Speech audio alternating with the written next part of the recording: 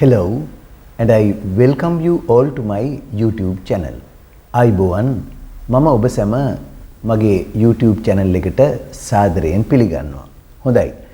අද දවසේදී මම ඔබට තවත් කතාන්දරයක් ඇසුරෙන් ඉංග්‍රීසි ටිකක් උගන්වන්නයි සූදානම් වෙන්නේ.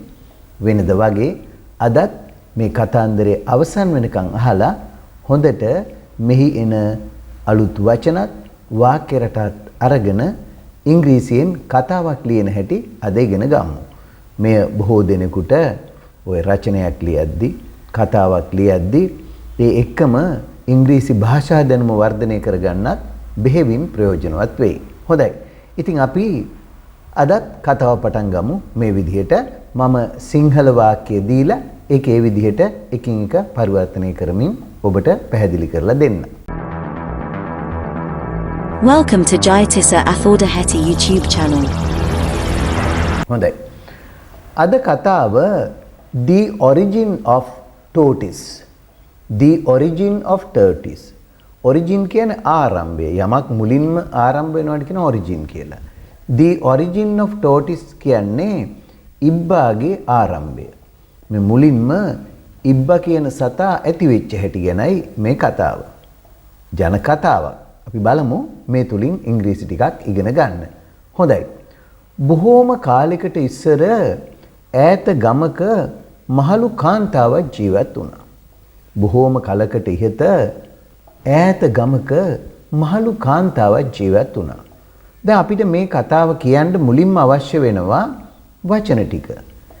දැන් මේ ඈත කියලා කියන්නේ අපි කියනවා far කියලා. F A R far කියන්නේ ඈත. ගමකට කියනවා village කියලා. village කියන්නේ ගම. ඒතර ඈත ගම. එතකොට මේ හිටියා කියන්නේ ඔබ දන්නවා there is කියනවා there are කියනවා ඒම ඉගෙනගෙන තියෙනවා.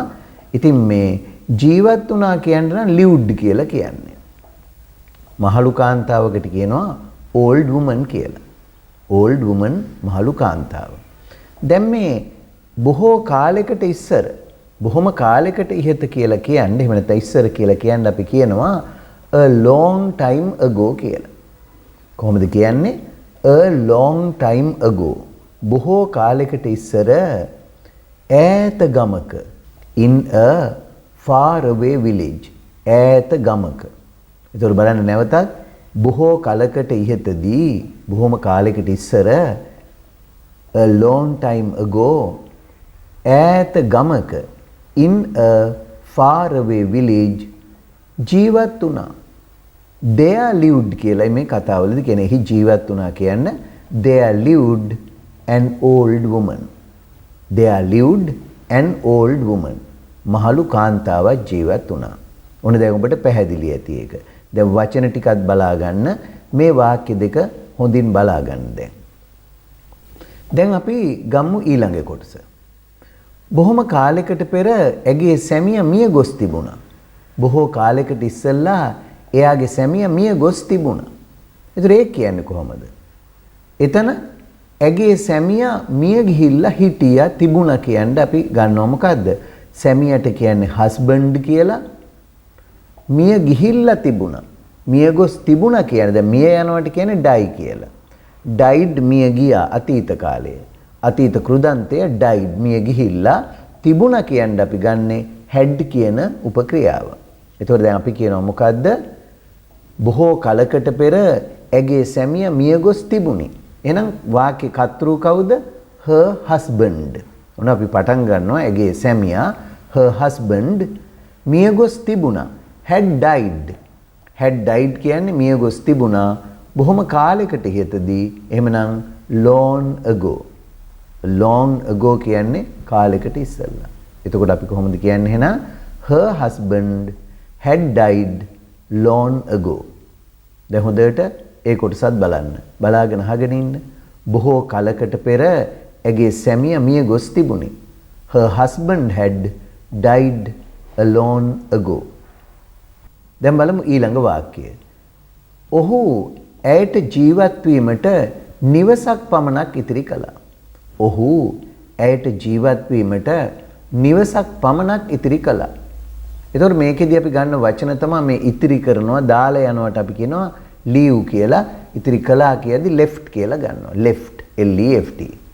ඒ වගේම පමණක් කියන්නේ only O N L Y only කියන්නේ පමණක්. නිවසක් නම් a house. නිවසක් කියන්නේ a house. දැන් ওই වචන ටික අරගෙන අපි වාක්‍ය හදමු. ඔහු තමයි වාක්‍ය කර්තෘ. he ඉතිරි කළා left. he left ඇයට her. he left her. ඔහු ඉතිරි කළා ඇයට only a house. නිවසක් පමණක් ජීවත් වෙන්නට to live. බලන්න නැවතත්. ඔහු he left ඉතිරි කළා her ඇයට only a house. නිවසක් පමණක් to live ජීවත් වන්නට. ඔහු ඇයට ජීවත් වීමට නිවසක් පමණක් ඉතිරි කළා. he left her only a house to live. දැන් බලන්න මේ කොටස. ඇය ගොඩාක් ආදරය කරපු පුතෙක් ඇයට සිටියා. නැවතත් බලන්න වාක්‍ය. ඇය ගොඩාක් ආදරය කළ පුතෙක් ඇයට සිටියා. එමනම් ඇයට හිටිය පුතෙක්. she had a son whom she loved very much. ඇය ගොඩාක් ආදරය කරපු පුතෙක් ඇයට සිටියා. බලන්න මේ වාක්‍යයත් හොඳට. හොඳයි. දැන් බලන්න ඊළඟ වාක්‍යය. ඔහුත් ඔහුගේ විවාහයෙන් පසු ඇයව හැර ගියා. ඔහුත් ඔහුගේ විවාහයෙන් පසු ඇයව හැර ගියා. එහෙනම් කොහොමද? ඔහු කියන්නේ he, අර පසුව කියන්නේ after. after. ඔහුගේ විවාහයට කියන්නේ his marriage. හැර යනවට කියනවා leave, හැර ගියා නම් left. එහෙනම් ඔහුත් ඔහුගේ විවාහයෙන් පසුව ඇය හැර ගියා. කොහොමද කියන්නේ? he also ඔහුත් he also ඇයව හැර ගියා left her. he also left her after his marriage. he also left her after his marriage. ඔහුත් ඔහුගේ විවාහයෙන් පස්සේ ඇයව හැර ගියා. he also left her after his marriage. හරි. දැන් ඒකත් බලා ගන්න වාක්‍යය. ඔහු ඔහුගේ බිරිඳත් සමග ඇයගේ ගමේ ජීවත් වුණා. ජීවත් වෙමින් හිටිය. ජීවත් වුණා කියන්නේ was living. ඒ ගමේ ජීවත් වෙමින් හිටිය. ජීවත් වුණා කියලා අපි විතර ගත්තට was living. සමග කියන්නේ අපි ගන්නවා with කියන නිපාත පදය. with.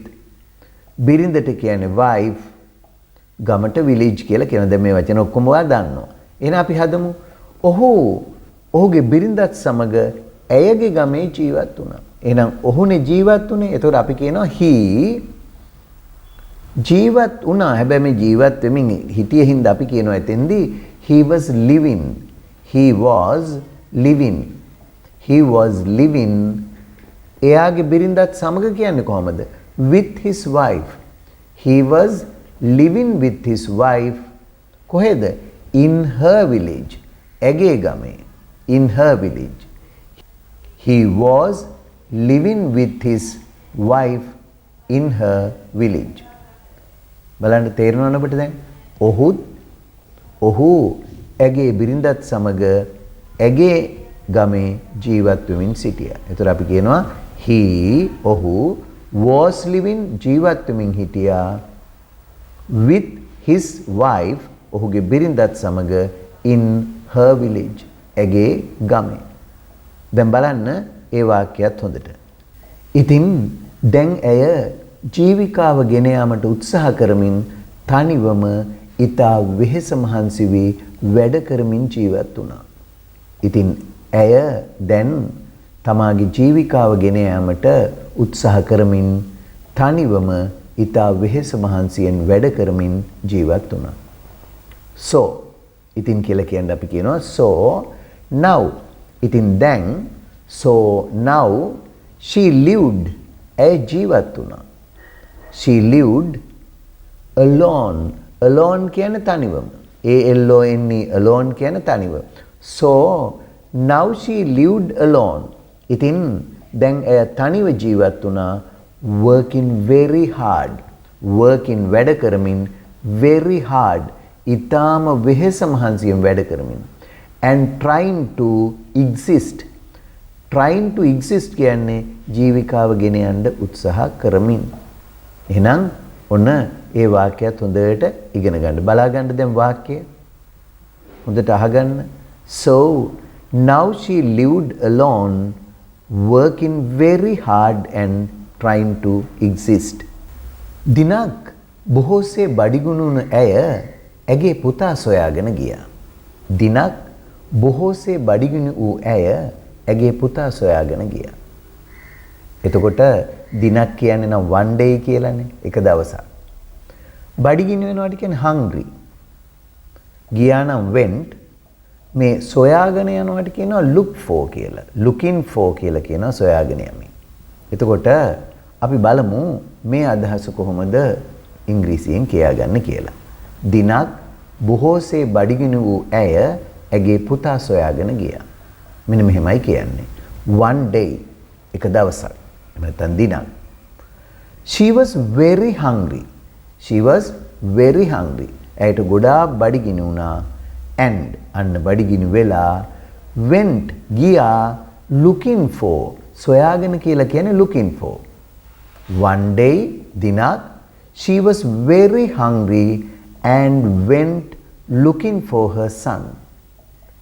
Went ගියා looking for her son. ඇගේ පුතාව සොයාගෙන.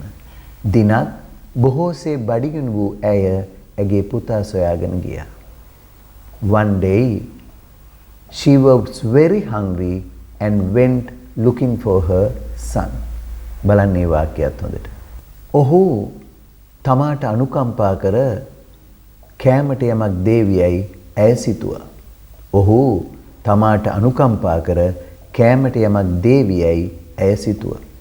එහෙමනම් ඇය සිතුවා කියන එකෙන් පටන් ගන්නෙ. She thought. ඇය සිතුවා. He would pity her. ඔය අනුකම්පා කරනවට කියනවා pity කියලා. අනුකම්පාව දක්වනවට pity කියලා කියනවා. thought කියන්නේ සිතුවා. වචන ටිකක් බලා ගන්නකො. thought සිතුවා. අනුකම්පාව දක්වනවට කියනවා pity කියලා. ඒ වගේම give කියන්නේ දෙනවට යමක් නම් something කියලා කියනවා. ඉතින් ඔන්න ඔය වචන අරගෙන අපි වාක්‍ය හදමු දැන්. ඔහු තමාට අනුකම්පා කර කෑමට යමක් දේවියයි ඇය සිතුවා. එහෙනම් අපි ඉංග්‍රීසි එක පටන් ගන්නෙ she thought. ඇය සිතුවා. He would pity her. He would pity her. ඇය සිතුවේ ඔහු ඇයට අනුකම්පා කරයි කියලා හිතුවා. She thought he would pity her and give her. එහෙම හිතලා අනුකම්පාව දැනලා and give her ඇයට දේවියයි something to eat. කන්නට යමක්. බලන්න වාක්‍ය නැවතත්. She thought he would pity her and give her something to eat. බලන්න හොඳට ඒ වාක්‍යය දැන්. She thought he would pity her and give her something to eat. බොහෝ දුර ඇවිද ගොස් ඇය අවසානයේ ඔහුගේ නිවසට පැමිණුණා. බොහෝ දුර ඇවිද ගොස් ඇය අවසානයේ ඔහුගේ නිවසට පැමිණුණා. ඒතර බොහෝ දුර ඇවිද ගොස් දුරට කියනවා distance කියලා. D-I-S-T-A-N-C distance කියන්නේ දුර. පැමුණුණා came. At last කියන්නේ අන්තිමේදී අවසානයේදී at last. බලමු මේ වචනත් අරගෙන වාක්‍යය ගොඩනගා ගන්න. After walking a long distance. After කියන්නේ පසුව ඇවිදලා. After walking ඇවිද යාමෙන් පසු a long distance බොහෝ දුරක්. After walking a long distance she came ඇය ආවා to his house at last. She came to his house at last. නැවතත් බලන්න වාක්‍යය. බොහෝ දුර ඇවිද ගොස් ඇය අවසානයේ ඔහුගේ නිවසට පැමිණුණා. After walking a long distance she came to his house at last. දැන් ඔන්න ගෙදරට ආවා. ඇවිල්ලා දැන් මෙහෙම ගමු අපි. ඇය දොරට තට්ටු කළ අතර කාන්තාවක් දොර විවෘත කළා. ඇය දොරට තට්ටු කළ අතර කාන්තාවක් දොර විවෘත කළා. කොහොමද කියන්නේ? තට්ටු කරනවට කියන්නේ knock කියලා. knock. ඒ වගේම open විවෘත කළා. බලමු කියන හැටි. She knocked on the door. She knocked on the door. ඒ දොරට තට්ටු කළා. ඒ අතර and she knocked on the door and it was opened by a woman. කාන්තාවක් විසින් එය විවෘත කරනු ලැබුවා. මේක passive voice වලින් ලිව්වේ. ඔබ passive voice වාක්‍යයත් ඉගෙන ගන්න. එතකොට she knocked on the door and it was opened by a woman. කාන්තාවක් ඒ දොර ඇරියා. It was opened by a woman. කාන්තාවක් විසින් එය විවෘත කළා. බලන්න වාක්‍යය. She knocked on the door and it was opened by a woman. ඔයා කවුද? ඔයාට අවශ්‍ය මොනවද? කාන්තාව ඇසුවා. ඔයා කවුද? මොනවද ඔයාට ඕන? කාන්තාව ඇසුවා. ඉතින් ඔයා කවුද? Who are you? Who are you? කවුද ඔයා? Who කවුද? වෙන්නේ you ඔයා. කියන be verb එක මෙතෙන්දි පාවිච්චි කරනවා. Who are you? ඔයා කවුද? And what do you want? මොනවද ඔයාට අවශ්‍ය? ඔයාට මොනවද ඕනේ? Who are you? And what do you want? The woman asked. The woman asked. කාන්තාව ඇසුවා. මොකක්ද ඇසුවේ? Who are you? ඔයා කවුද? And what do you want? මොනවද ඔයාට ඕනේ? The woman asked. කාන්තාව විමසුවා.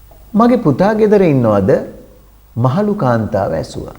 මගේ පුතා ගෙදර ඉන්නවද? මහලු කාන්තාව ඇසුවා. Is my son at home? Asked the old woman. Is my son at home? මගේ පුතා ගෙදර ඉන්නවද? Asked the old woman. මහලු කාන්තාව ඇසුවා. බලන්න නැවතත්. Is my son at home? මගේ පුතා ගෙදර ඉන්නවද? Asked the old woman. මහලු කාන්තාව ඇසුවා. I came for some food. මං ආවේ කෑම ටිකක් ඉල්ල ගන්න. මං ආවේ කෑම ටිකක් ඉල්ල ගන්න. I came for some food. I came for some food. මං ආවේ කෑම ටිකක් ඉල්ල ගන්න. එයා කුඹුරට ගිහිල්ලා. ඒත් ඔයාට මොනවා හරි කන්න පුළුවන්. බලමු කොහොමද කියන්නේ? He has gone out to the paddy field. He ඔහු කුඹුරට ගිහිල්ලා. He has gone. ගිහිල්ලා ඉවරයි. එතකොට අපි කියන්නේ has gone කියලා. He has gone out to the paddy field. එයා කුඹුරට ගිහිල්ලා. He has gone out to the paddy field. But you can have something to eat. ඒත් ඔයාට කන්න මොනවා හරි පුළුවන්. But you can have something to eat. He has gone out to the paddy field, but you can have something to eat. ඒත් ඔයාට මොනවා හරි කන්න පුළුවන් කියලා කිව්වා. මහලු කාන්තාවට අසුනක් සහ බුලත් විටක් දෙමින් ඇය කීවා. මහලු කාන්තාවට ඉඳගන්න එකක් සහ බුලත් විටක් දෙමින් ඇය එහෙම කිව්වේ. She said. ඇය කිව්වා offering. දෙමින් කියන්නේ offering. She said offering the old lady අර වයසක කාන්තාවට a seat ආසනයක් අසුනක් and a chew of beetle. chew of beetle කියන්නේ බුලත් විටක්. She said ඇය පැවසුවා offering the old woman අර වයසක කාන්තාවට offering the old lady a seat and a chew of beetle. ආසනයක් සහ ඉඳගන්න තැනක් සහ බුලත් විටක් දෙමින් ඇය එහෙම කිව්වා. ඉන් අනතුරුව ඉක්මනින්ම ඇය කුස්සියට ගොස් මාළු වළඳ වසා දැමුවා. Then ඉන් අනතුරුව she quickly went into the kitchen. She quickly ඇය ඉක්මනින්ම went into the kitchen. කුස්සියට ගියා and ගිහිල්ලා cover up the pot of fish. covered කියන්නේ වහලා දැම්මා. ආවරණය කළා. covered up the pot of fish. මාළු වළඳ. දැන් මාළු උයලා තිබුණ වළඳක මාළු වළඳට කියන්නේ the pot of fish. දැන් මොකද්ද මෙයා කළේ? then in අනතුරුව she quickly went into the kitchen. She quickly went into the kitchen and covered up. covered up කියන්නේ වැහුවා the pot of fish. මාළු අර බඳුනට පොට් කියන වළඳ කියලා අපි කියන්නේ. එතකොට ඉක්මනින් කුස්සියට ගිය ඇය මාළු වළඳ වසා දැමුවා. ඇය මහලු කාන්තාවට බත් ටිකක් දීලා එයා ගාව තියෙන්නේ ඔච්චර තමයි කියලා කිව්වා. එහෙනම් කොහොමද ඒක කියන්නේ? She gave ඇය දුන්නා the old woman මහලු කාන්තාවට. She gave the old woman a little rice but ටිකක්. A little rice. ඔය ගණන් කරන්න බැරි දේවල් එක්කලා ටිකක් කියන්නේ a little දානවා. A little rice but ටිකක්. but ගණින් නෑනේ අපි. ඒකින්ද a little rice. She gave her a little rice and told her එහෙම දීලා කිව්වා that it was all that she had. ඇය ගාව තිබුණේ ඔච්චර තමයි කන්න දෙන්න කියලා කිව්ව බත් චුට්ටක් දීලා. නැවතත් හොඳට බලාගන්න වාක්‍ය බලාගෙන අහන්න. She gave the old woman a little rice and told her that it was all that she had. දැන් බලන්න ඊළඟට උනේ මොකද්ද කියලා. Now let's see what happened next. මහලු කාන්තාව ගිය පසු ඇය මාළු වළඳ අරින්න උත්සාහ කළා. එහෙත් ඇයට එය අරින්න බැරි වුණා. මහලු කාන්තාව පිටව ගිය පසු ඇය මාළු වළඳ අරින්න උත්සාහ කළා. ඒත් ඇයට එය කරන්න බැරි වුණා. එහෙනම් මහලු කාන්තාව පිටව ගිය පසු after the old woman had gone මහලු කාන්තාව ගියාට පස්සේ gone away ගෙදරින් ඉවතට බැහැරව ගියාට පස්සේ after the old woman had gone away she tried ඇය උත්සාහ කළා. She tried to open the pot. අර වළඳ අරින්න උත්සාහ කළා. She tried to open the pot of fish. අර මාළු වළඳ. She ඇය tried උත්සාහ කළා to open the pot of fish. මාළු වළඳ. But she could not open it. නමුත් she could not open it. නමුත් එයාට ඒක අරින්න බැරි වුණා. But she could not open it. කවරය තද වී තිබුණා. ඇය එය විවෘත කිරීමට උත්සාහ කළත් එය අසාර්ථක වුණා. එහෙනම් කොහොමද කියන්නේ? The cover had got hard. අර වහලා තිබිච්ච එක තද වෙලා තිබුණා. The cover had got hard. තද වෙලා තිබුණා. Although she tried to open it, she failed. එය අසාර්ථක වුණා. Although she tried to open it, she failed. ඇය අසමත් වුණා ඒ වැඩේ කරගන්න. නැවතත් හොඳට වාක්‍ය දිහා බලාගෙන අහගෙන ඉන්න. The cover had got hard. Although she tried to open it, she failed. Now let's look at the other sentence. එම නිසා ඇය එය වත්තට වීසි කළා.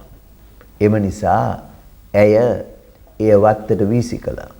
Therefore she threw it into the garden. Therefore she threw it into the garden. එම නිසා ඇය ඒක වත්තට විසි කළා. මද වේලාවකට පසු ඉබ්බෙකු වළඳෙන් එළියට එනු ඇය දුටුවා. ටික වෙලාවක් කොහොම ගියාට පස්සේ අර වළඳ ඉබ්බෙක් වෙලා ඒක ඇතුළේ ඉඳලා නිකන් ඉබ්බෙක් එළියට එනවා ඇය දුටුවා. එහෙනම් කොහොමද කියන්නේ? after a short while. after a short while කියන්නේ මද වේලාවකට පසු. after a short while. after a short while කියන්නේ මද වේලාවකට පසු. after a short while she saw ඇය දුටුවා. she saw that a tortoise coming out. she saw ඇය දුටුවා that a tortoise coming out of the pot.